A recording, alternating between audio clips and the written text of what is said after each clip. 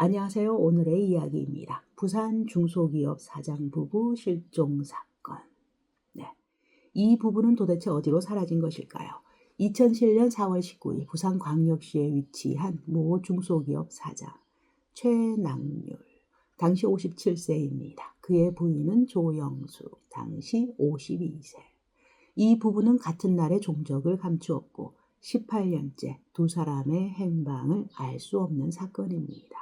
최 사장은 실종 당일 이후 완전히 연락이 두절되었고 조영숙 아내는 실종 이후에도 17일 정도 연락이 되었습니다. 그러나 그 이후 연락이 완전히 끊겼습니다. 최 사장의 동업자가 이 사건의 유력한 용의자로 거론되었으나 그가 2012년에 자살을 하게 되죠.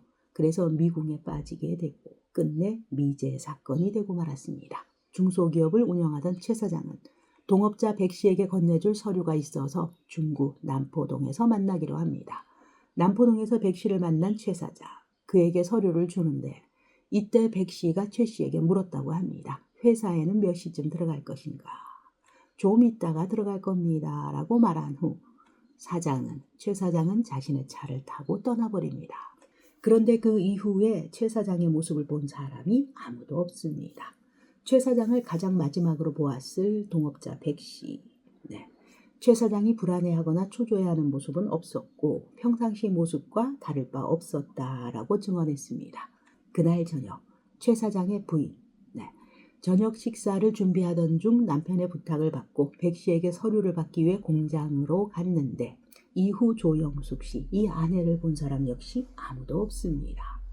이 부부가 같은 날 시차를 두고 동시에 종적을 감추어버린 이상한 사건입니다.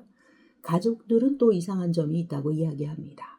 아내는 본래 갑상선에 문제가 있어서 실종 얼마 전에 수술을 받았다는 것입니다. 그래서 약을 먹어야 하기 때문에 오랫동안 집을 비울 처지가 아니라는 것입니다.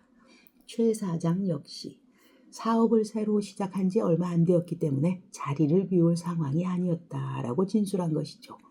이러한 점을 미루어 볼 때 부부가 스스로 잠적했을 가능성은 희박하다. 가정에 특별한 어떤 일이 있었던 것도 아니다. 이에 경찰은 최 사장 부부가 납치되었을 것이라고 전제하고 수사를 진행하게 됩니다. 그렇게 사건 발발 4일째 4월 23일 최 사장의 휴대전화가 발견됩니다. 그 휴대전화가 발견된 곳은 다음 아닌 최 사장이 거주하던 아파트 단지 아니었다는 것. 최 사장이 실종 당일 자신이 살고 있는 아파트 단지에 들어왔다가 여기서 변을 당한 것인지 아니면 범인이 수사에 혼선을 주기 위해서 일부러 그곳에 휴대전화를 던져둔 것인지 알 수 없는 상황이죠. 하지만 수사에 혼선을 준 것은 따로 있었습니다. 최 사장의 휴대전화가 발견된 지 4일 후 그 문제의 휴대전화로 한 통의 전화가 걸려오게 되는데 그 전화를 건 사람은 다름 아닌 아내, 실종된 아내 조영숙이었습니다. 이때 아내는 힘없는 목소리로 남편을 바꿔달라고 했고 전화를 받은 경찰은 경찰입니다. 끊지 마세요 라고 했지만 조영숙은 무슨 이유에서인지 다시 전화하겠다라는 말을 남기고 전화를 끊어버립니다. 그리고 다시는 전화가 없었습니다. 추적 결과 전화의 발신지는 울산의 시외버스 터미널. 그렇습니다. 조영숙은 어떤 이유로 울산까지 가게 된 것일까요? 그런데 3일 후 두 번째 전화가 조영숙에게서 걸려옵니다. 전화를 받은 사람은 조영숙의 친구. 이 전화에서 조영숙은 친구에게 인생에 대해서 한탄을 하더니 뜬금없이 불가에 귀의하겠다. 갑자기 절에 들어가겠다라는 이야기죠. 아이들을 좀 부탁한다라는 말을 남기고 전화를 끊습니다. 이때 전화의 발신지는 경주입니다. 경찰들은 도무지 이 미스터리한 전화의 실체를 파악하기 힘들어합니다. 또다시 6일이 지나고 조영숙은 최낙률 사장의 휴대전화로 문자를 이번에는 보내옵니다. 당신 마음대로 하세요. 이게 뭘까요? 의미를 알 수 없는 문자를 남기게 됩니다. 이때의 전화 발신지는 대구광역시였고요. 이날의 문자와 전화를 마지막으로 조영숙과도 완전히 연락이 끊기게 됩니다. 이렇게 4월 27일부터 5월 6일까지 열흘 동안 그녀에게서 온 연락을 참고해보면 조영숙은 남편인 최 사장과 함께 있지는 않다라는 뜻이 되고 그녀도 남편의 행방을 모른다라는 걸 알 수 있습니다. 하지만 문제는 그렇게 자유롭게 연락을 할 수 있었다면 왜 어째서 부산의 집으로 돌아오지 않고 마치 전국을 떠돌아다니듯이 울산, 경주, 대구로 이동했던 것일까요? 그리고 또 어째서 가족들에게는 자신이 어떤 상황인지 어디에 있는지 밝히지 않았을까요? 가정사나 개인적으로 별 문제가 없었습니다. 분명히. 만일 조영숙이 정말 납치되었다면 또 납치범이 옆에 있어서 그의 감시하에 가족들과 연락을 주고받고 있다면 휴대전화 위치 추적에 의해서 납치범의 위치 또한 발각될 우려가 있죠. 그런데 가족들과 연락을 하게 허락할까요? 납치범은? 네, 의문이 생깁니다. 즉, 납치한 상태라고 보기에도 애매하고 자유로운 상태라고 보기에도 애매한 상황이라는 것입니다.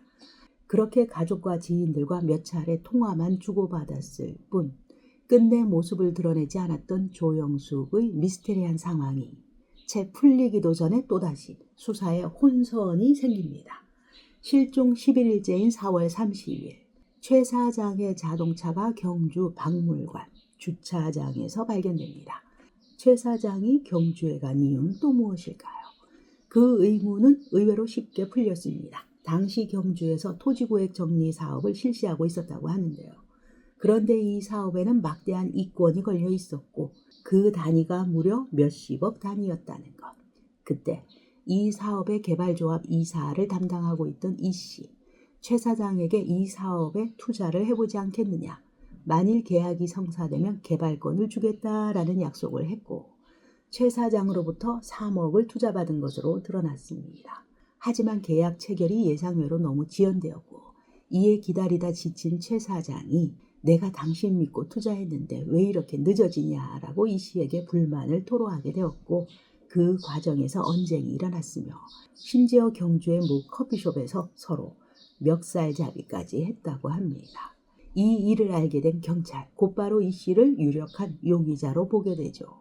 이에 알리바이를 조사했지만 사건 당일 이 씨에게는 명백한 알리바이가 있었고 혐의점도 발견되지 않습니다. 또한 최 사장이 3억이란 돈을 투자한 것도 이 사건 직전이 아니라 벌써 3년 전의 일이라는 것. 네, 그렇게 밝혀지면서 용의자는 또다시 없어지죠. 결정적으로 이 씨는 최 사장과 같은 날 실종된 조영숙을 단 한 번도 본 적이 없고 얼굴조차 모른다는 것. 그렇게 용의선상에서 빠지게 됩니다. 최 씨 부부의 실종으로 인해서 실제로 이득을 취할 수 있는 사람, 경제적 수익을 얻을 수 있는 사람은 대체 누구일까?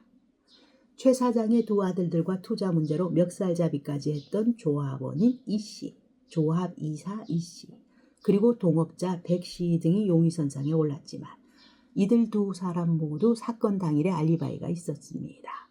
수사는 다시 원점으로 돌아가게 됩니다. 하지만 가족들은 동업자 백 씨를 강력하게 의심하게 됩니다. 최 사장과 조영숙을 가장 마지막으로 만났던 사람이 바로 백 씨이기 때문이었고 또한 최 사장의 가족들보다 더 많이 경찰들과 접촉하고 있었기 때문입니다. 마치 자신은 이 사건과 관련이 없다라는 것을 강조하기 위해서 의도적으로 접근하고 있는 것으로 보였다는 것입니다. 하지만 백 씨는 혐의를 극구 부인합니다. 오히려 백 씨는 최 사장으로부터 3억 원을 투자받은 경주의 개발조합 이사장 이 씨를 파봐라라는 식으로 대응했고 자신은 최 사장이 죽는다고 해도 전혀 이익이 없음을 강조했습니다. 처음부터 이 사건에 혼란을 준 것은 바로 조영숙의 미스터리한 전화였죠. 이 미스테리한 전화 때문에 부부가 어디서 최종적으로 실종된 것인지 헷갈리게 만들었습니다. 왜냐하면 최 사장의 자동차는 경주에서 발견되었지만 조영숙의 마지막 통화 발신지는 대구였습니다. 최 사장은 경주에서 실종되었고 조영숙은 대구에서 실종된 것으로 볼 수밖에 없죠. 납치되었다고 보기에는 자유롭게 통화를 하고 있었기 때문에 경찰 측에서는 혹시 자작극은 아니냐라고 의혹까지 품었다고 합니다. 다시 이 조영숙의 미스테리한 전화 문제를 파헤쳐보면 수상한 점이 한둘이 아닙니다. 그녀가 정말 자유로운 상태에서 통화를 했다면 바로 집으로 돌아가면 됩니다. 어째서 17일이라는 꽤 긴 시간 동안 그녀는 전화만 했을까요? 모습을 어째서 드러내지 않았을까요? 여기서 정말 중요한 점은 아들들과의 통화에서는 목소리를 들려주지 않습니다. 말을 단 한마디도 하지 않습니다.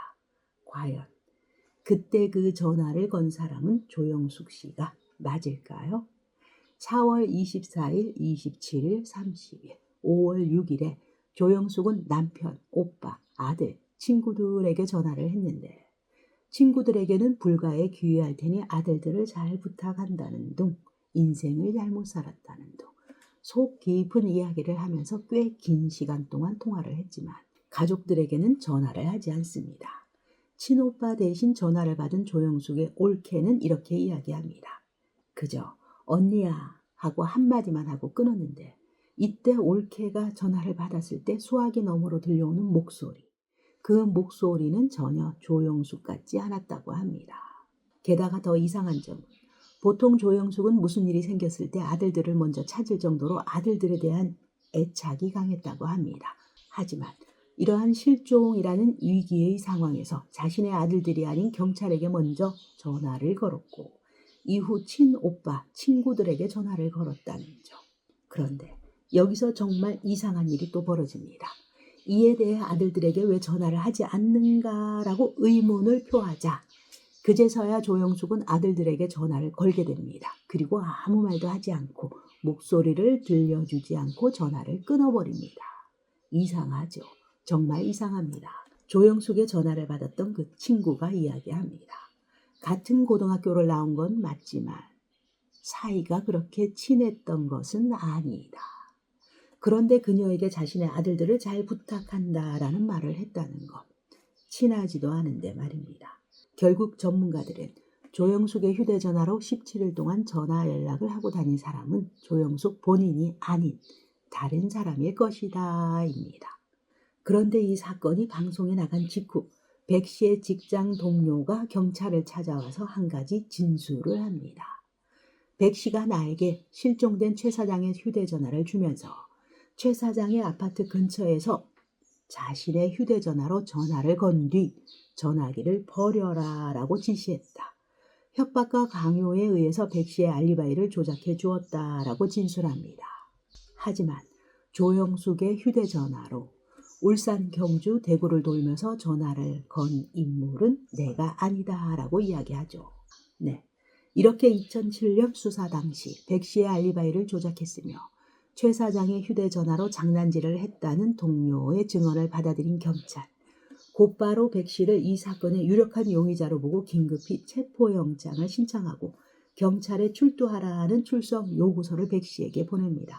하지만 그간 결백을 주장하던 백 씨는 그 출석 요구서를 받은 후 완전히 종적을 감추어 버립니다. 그리고 이틀 후 거제도의 어느 주차장에서 자살한 채로 발견됩니다. 죽은 자는 말이 없습니다. 백 씨가 이미 사망해 버렸기에 이 사건에 대해서는 이제 추측만 할 수 있을 뿐 정확히 알 수는 없습니다. 그렇게 부산의 중소기업 사장 부부 사건은 종결되었습니다. 네, 오늘의 이야기 여기까지입니다. 오늘도 여러분의 소중한 시간 저와 함께 해주셔서 대단히 감사합니다.